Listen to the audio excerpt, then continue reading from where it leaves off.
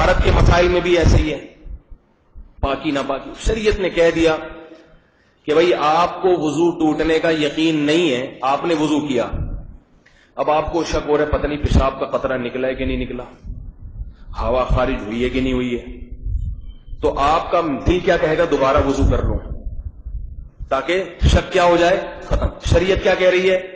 نہیں، دوبارہ نہیں کرو، بس وضو ہے.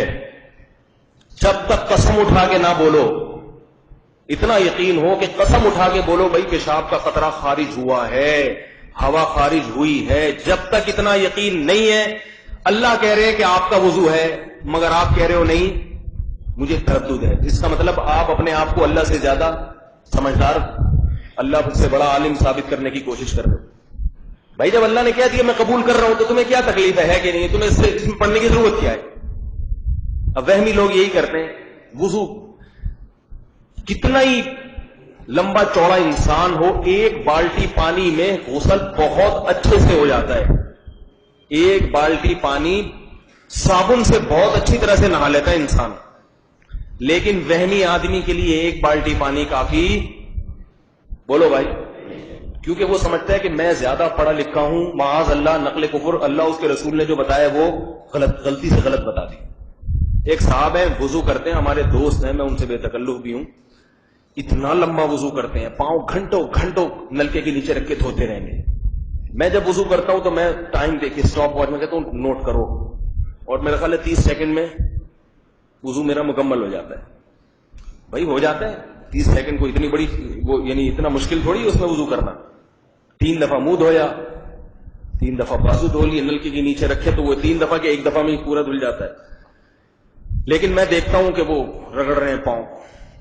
میں ان سے کہتا ہوں یہ وہ وضو نہیں ہے جو اللہ اس کے رسول نے سکھائی، یہ آپ کے اپنے دماغ کا وہم ہے. اس وہم کا علاج کراؤ آپ، ورنہ اتنا دیر تک نلکے کے نیچے پاؤں کو رکھنے کی ضرورت نہیں ہے، تھوڑی سی دیر میں پورا پاؤں دھل جاتا ہے.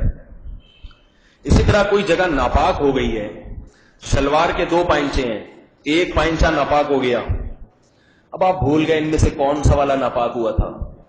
تو طہارت کے باب میں شریعت میں آسانی ہے، بھئی جہاں غالب گمان جائے اس جگہ کو دھو لو بس. اب آپ بھول گئے یار پیشاب کے چھینٹے سیدھے والے پائنچے پہ لگے تھے یا الٹے والے پائنچے پہ لگے تھے، بھول گئے آپ، تو تھوڑا سا دماغ پہ دباؤ ڈالو، جدھر کو تھوڑا سا ذہن جاتا ہے اس والے پائنچے کو دھو کے بھول جاؤ کدھر لگا تھا. لیکن وہمی نہیں بھولے گا، وہ دھوئے گا، کہہ لگا یار ہو سکتا ہے اس والے پائنچے پہ لگاؤ. بھئی ممکن تو ہے، لیکن جب شریعت آپ کی نماز قبول کر رہی ہے بھئی نماز آپ کی ہو رہی ہے، اور شریعت نے کہہ دیا کہ طہارت کے مسائل میں زیادہ غلو کرنے کی ضرورت نہیں ہے، تو پھر آپ کو اتنی تکلیف کیوں ہو رہی ہے؟ اس کا مطلب آپ اپنے مزاج کو شریعت میں داخل کر رہے ہیں. سمجھ میں آ رہی ہے بات کہ نہیں آ رہی؟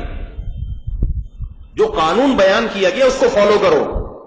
دیکھو نبی صلی اللہ علیہ وسلم جب پیشاب فرمایا کرتے تھے تو بعض لوگوں کو کیا ہوتا ہے پیشاب کے بعد قطرے خارج ہوتے ہیں، بعض کو تو واقعی ہوتے ہیں، بعض کو وہم ہوتا ہے. تو جن کو ہوتے ہیں خارج ان کو ہم یہ کہتے ہیں کہ بھئی نماز سے آدھا گھنٹہ پہلے پیشاب کر لو، تاکہ آدھے گھنٹے میں کوئی قطرہ خارج ہونا ہوگا تو ہو جائے گا. جن کو بیماری ہے، ورنہ نارمل آدمی کو یہ ضرورت نہیں پیش آتی، تو آدھے گھنٹے میں جتنا قطرے خارج ہونے ہو گئے. ایسے تھوڑی تو کہ سارا دن ہی خارج ہوتے ہیں، آدھے گھنٹے میں چل پھر کے جو بھی آپ نے کام کرنے اپنے مصروف رہے جو خارج ہونا ہوگا. اب اس کے بعد آپ نے کیا کیا کہ بھئی جہاں شلوار میں یا پینٹ وغیرہ میں آپ یہ سمجھتے ہیں کہ اس جگہ پہ پیشاب لگ گیا ہوگا تو اندازے سے تھوڑی سی جگہ کو دھو لو، اندازے سے. پوری پتلون دھونے کی ضرورت نہیں ہے. عجیب عجیب کام ہو رہے ہوتے ہیں، پوری پتلون دھوتے ہیں، پوری شرٹ دھوتے ہیں، پھر پورا نہاتے ہیں. تو یہ نماز ایک ہی نماز پڑھ سکے گا؟ ایسے 5 نمازیں کون پڑھے گا بھائی؟ بھئی اندازے سے جہاں خیال ہے، اور وہ بھی آپ کا خیال ہے کہ نجاست پھیل گئی ہے، اگر 1-2 قطرے ہیں تو وہ ویسے ہی معاف ہیں، تھوڑی بہت نجاست معاف ہے شریعت میں، کیونکہ اس سے بچنا ممکن نہیں ہے، اس لیے معاف ہے وہ، اور اللہ نے دین میں حرج نہیں رکھا. زیادہ اندازہ ہے کہ زیادہ پھیل گئی ہے، جس کو 1 درہم جو آج کل کے 5 روپے کا سکہ ہے نا، جو بڑا والا سکہ، تو وہ بھی اس کے بھی ساشے آ رہے ہیں 5 روپے کے سکے کے، تو 5 روپے کا جو بڑا والا سکہ ہے اس کے برابر اگر پھیل جائے تو دھو لیں آپ اس کو. اور اس میں بھی وہم نہ کریں، اگر غالب گمان ہو کے پھیل گئی ہے، غالب گمان ہے کہ نہیں پھیلی تو وہ معاف ہے. تو اگر پھیل گیا ہے تو تھوڑا سا اس جگہ کو اندازے سے دھو لیا، بس نماز پڑھ لیں آپ.